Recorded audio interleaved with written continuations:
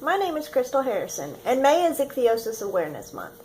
I guess I'm going to try to give you a brief rundown on what ichthyosis is for me and how it's transformed my life and what I do about it. I am 34 years old.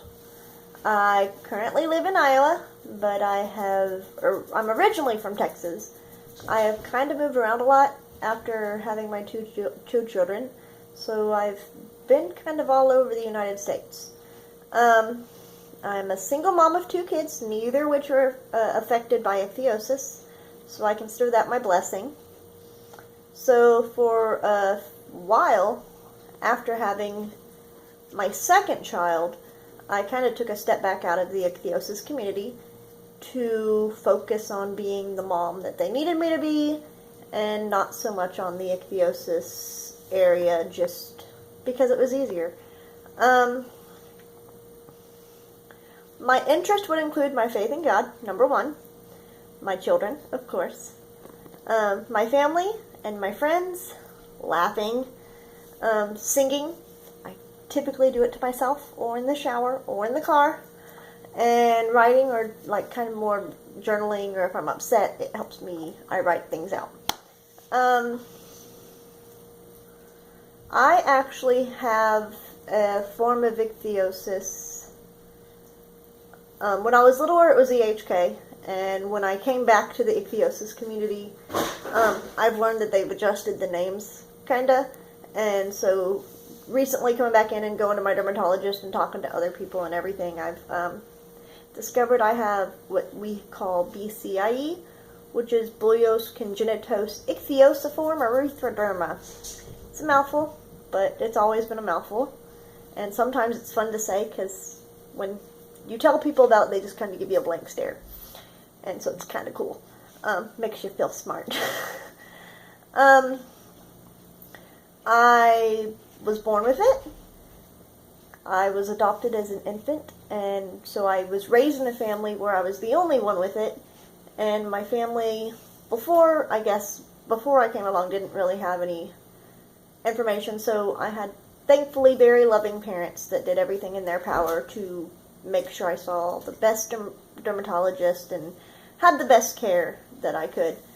I have learned that I inherited it from my biological mother, and she was the only one in her family that had it, so I'm guessing that would be the mutated gene that she got, and then I got it, and hopefully it stops there because neither one of my kids have it, but I don't know the odds of them passing it down. Ichthyosis means to me that I have extremely dry, flaky, itchy, scaly skin. It is medically challenging for the following reasons. 1, I get infections easily, as I always have an open sore somewhere. Sometimes it looks like it could be a barrier, like body armor, but it tears very easily. I can bump into a wall and have a big old sore, whatever. I'm allergic to pretty much all the lotions and creams used to treat it, so I get a wonderful rash. So I'm also on Benadryl and all the medications to treat allergic reactions all the time. I don't know if you can notice, when you have infections a lot, you grow up on antibiotics, and a lot of the other treatments for it kind of affects your insides.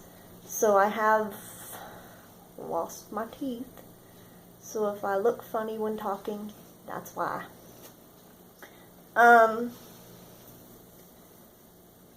And I think the other thing that really bothered me growing up, or after I grew up a little bit and got to the age where, you're a teenager and all your friends start working, and so you're wanting to go out and get a job, and when you're little, you have all these dreams of what you want to be when you grow up, and I had 2 big dreams. One was to become a waitress. That might not be a big dream to some people, but to me it was, because I enjoy people's company and I enjoy being around other people. But because my skin sheds so much, I can't get a food handler's permit. Nobody wants my skin falling off into their food. My other job that I dreamed of was being a doctor that delivered babies, so an OBGYN. And I couldn't do that because I'm too susceptible to illnesses and sicknesses that other people have, because of the open wounds that I always have on me. Trying to find, I have questions I'm supposed to be answering. Was it socially challenging? When I was younger, it was a lot more socially challenging. My parents raised me in a private school, thinking that kids would be nicer if their parents paid more money for school, I'm guessing. I don't know. It was really difficult. It was really hard. Kids were very mean. Yeah, I still have a lot of bad memories. I still remember two of my biggest bullies. One would chase me around a gymnasium at school with a jump rope because he wanted to trip up my feet to watch me fall and my skin to tear. And then another one was just a typical boy bully that was just mean at times. I haven't spoken to them since. I still know both of their names clearly, but that was elementary school, and you kind of get over it and you move on. When I got to high school, though, things kind of changed. My parents allowed me to go to a public school for the first time, and that's where I made a lot more friends, and I felt a lot better. I guess when you're younger, I can't say I forgot about my skin necessarily, but it wasn't always a topic of conversation. I remember my best friend that lived down the street from me, I think it was a year after we met, I was having some issues with my skin, and I told her that I was trying to save up money to go to a skin conference because my family and I used to go to those regularly, and she was like, "What skin?" And apparently she'd known me all, for the whole year, and to her, I guess, never saw it. To me, it's very noticeable, but I don't know. You get to know someone's personality, and you don't care about what they look like, and that's kind of what I've dealt with now. I mean, still difficult to go out in public because you get the ignorant people that like to say wonderfully mean things, and that just like to stare, and it's not acceptable. But what do? You can't really, I'm not one to go up and cause drama. I'm not one to really do much, but I do like it when, like, the kids or someone comes up and asks a question, because it's a lot easier to answer questions than people's rude comments. My biggest challenge is finding work or being able to work, because I have been able to do telemarketing. Unfortunately, during that, because my skin is so easily agitated, the headphones they use caused blisters on my ears, and I came down with a really, really bad skin infection, and I wound up losing that job.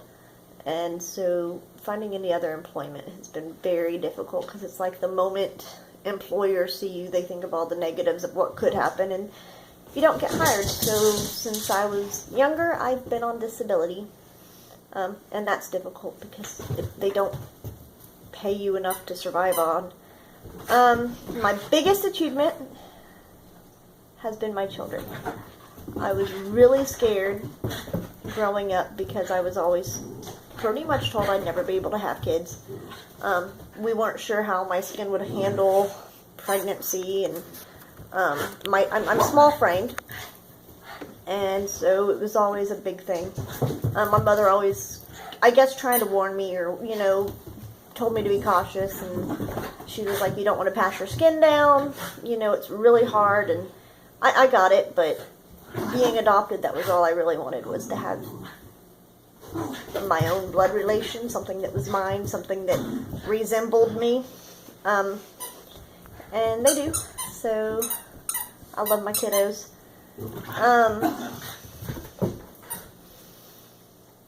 What kind of support have I received? My family and my friends have been my biggest support through the years, especially my close friends. They've always been the ones to really keep my spirits up and keep me laughing. My church family, growing up, they were always there. The Ichthyosis community, and I guess what everyone else has, typically. What advice would I give to others that look different? Accept yourself. Love yourself.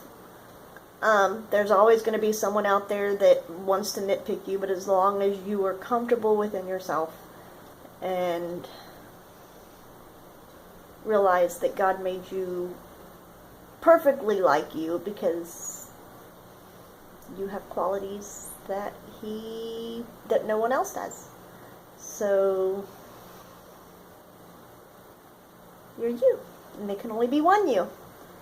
What would I tell my younger self? Life gets better. Slow down.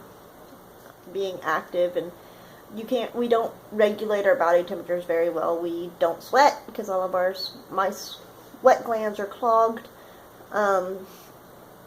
So you overheat and you pass out, and that's never fun. So slow it down. Learn to figure your body out, because you kind of got to. But cheer up, because life does get better. The biggest turning point in developing my self-confidence, having my children. I guess the one thing that's always kind of stuck out for me is when my son was in daycare, and he was about 2 at the time, and I went up to his daycare to pick him up, and some little boy comes up to me and sees my skin and was like, "Ew, ugly!" And because I was just 2-year-olds, and that's whatever. And my son came up and stood between me and that little boy and was like, "Not ugly, pretty," and then grabbed my hand. It's like, "Let's go, mommy." So I think once I had kids, it was always, I don't know, it's just the way it is. I love my kids, and having my son that was totally head over heels, just adorable, being protective of me at the age of 2 really helped to build me up. I don't know what else to add. If you have any questions, feel free to leave me a comment, and I will try to answer them back. If I've left anything out, please let me know. And I guess that's it for now. Thank you.